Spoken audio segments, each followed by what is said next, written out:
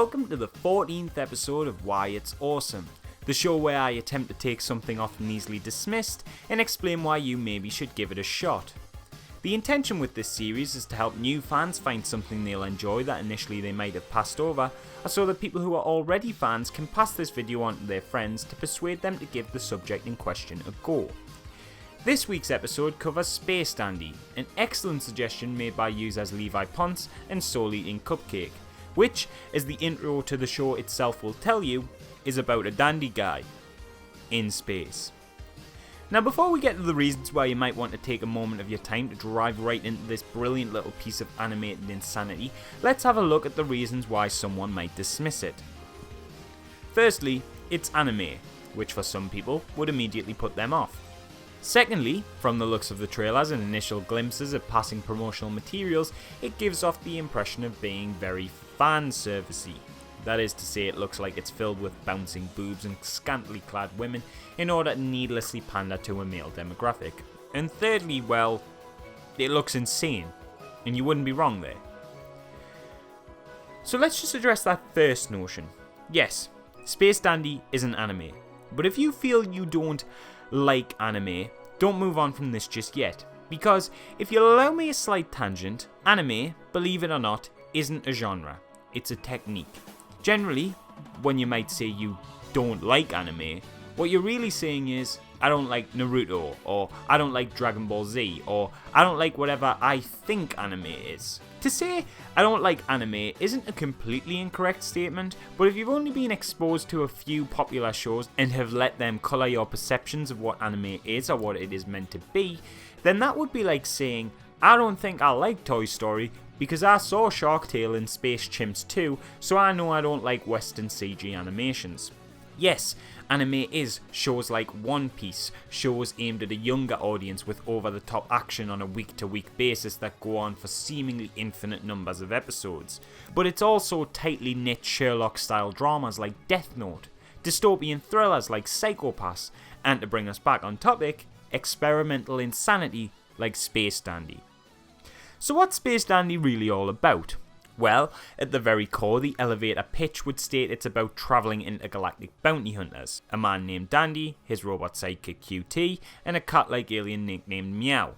But really, what it's more about is a bunch of writers just having a hell of a lot of fun. Space Dandy is proud to be frivolous in both its presentation and plot, playing fast and hard with genre conventions, cultural influences, and anime tropes to deliver an out-of-this-world visual assault to the senses. The core idea takes a simple concept.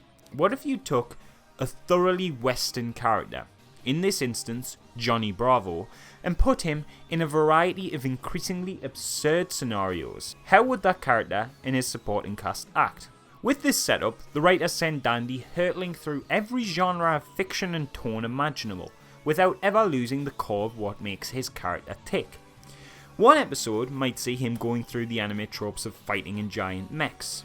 Another might put him through the horrors of a zombie attack. Some episodes are played straight, some are off-the-wall comedies. It's total car crash television in the best possible way, as you have literally no idea what could happen next episode. While allowing you to witness these zany outings, Space Dandy will also hammer home clever commentary on the formats and shows it homages and parodies. If you thought the fanservice in the trailers was ridiculous, then don't worry, this show does too.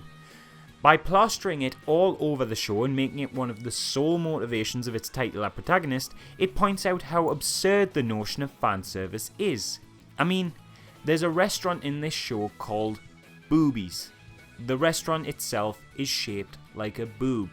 Yeah, it's silly, but so is the way mass amounts of media appeal to the spectatorship of the male gaze with over-sexualized content. By taking such an idea to its absolute visual extreme, Space Dandy helps demonstrate how unnatural the whole process is.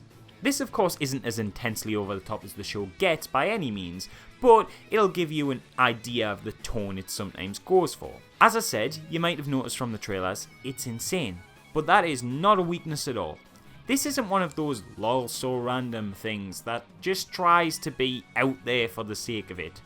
Rather, the show pairs amazingly fluid and colourful visuals with a mishmash of narrative styles to create a pop-punk assault on the senses.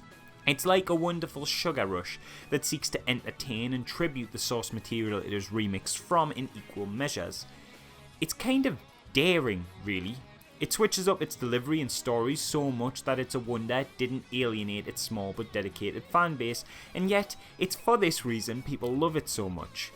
It manages to be both like everything you've seen before and like nothing you've ever seen at the same time.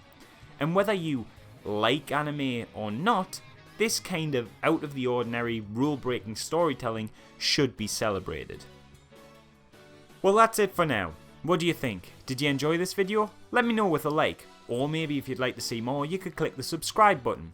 Is there something you love that other people just don't seem to get that you might want me to look into and see if I can't make a video about? Do you love Space Dandy? Is it a bit too out there for your tastes? What issues do you have with it? Leave a comment below to start a discussion, and thanks again for watching.